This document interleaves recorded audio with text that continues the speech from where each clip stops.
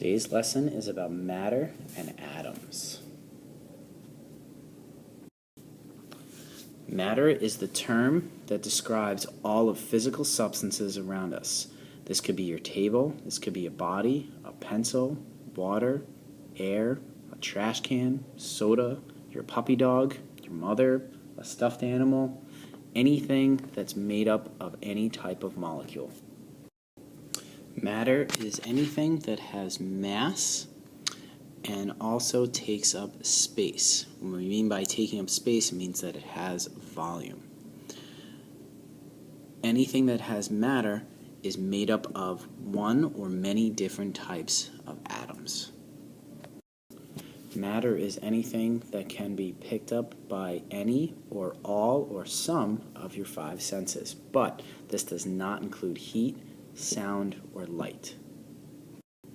And matter is made up of one or many kinds of matter, and here is a picture of an atom.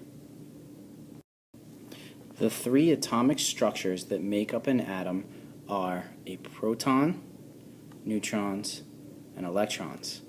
Protons and neutrons are inside of the nucleus of the atom. Each subatomic particle of an atom has its own individual characteristics. For example, an electron has very tiny little parts. It's the smallest of the three subatomic particles. It has a negative electric charge, and it's found outside of the nucleus inside what's called an electron cloud. Electrons are in constant motion around the nucleus. Protons are much larger than an electron. They are found inside of the nucleus, located inside the nucleus. They have a positive electrical charge. A neutron is the third and final subatomic particle of an atom. Just like a proton, it is also large and heavy. Just like the word neutron sounds, it is neutral, which means it has no electrical charge. And also, like the proton, it is located inside the nucleus of an atom. Here is a photo or a picture of what we believe an atom looks like. As you can see, here is the nucleus. Inside of the nucleus, you can see the green circles represent your neutrons. The purple circles represent your protons, and then in the outer parts out here, these giant circles right here, these are what's called your electron clouds, as these little black dots represent the electrons themselves. Hopefully you recognize this picture. This is the periodic table. The periodic table is made up of over 100 different types of elements. Now, each individual element is unique from one another because each individual element is made up of a specific numbers of protons, neutrons, and electrons. If you notice on the periodic table, each element has a specific number on top. These numbers are called the atomic number. The atomic number represents the numbers of protons inside of the nucleus. Also, the number of protons will be equal to the number of electrons.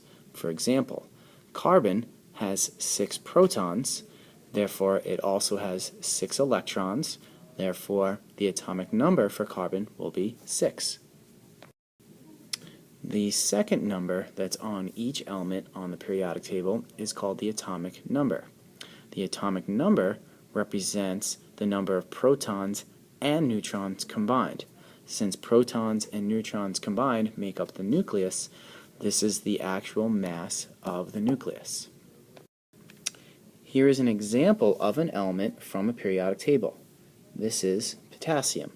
Potassium's symbol is the letter K. As you can see up here, the number 19 is the atomic number, which will represent the number of protons, which also means since potassium has 19 protons, it will also have 19 electrons. Now the atomic mass is this number right down here, 39, which since there is 19 protons and the atomic number is 39, which is protons plus neutrons, means that if you subtract the 2, means that you have 20 neutrons, because 20 neutrons plus the 19 protons will equal 39.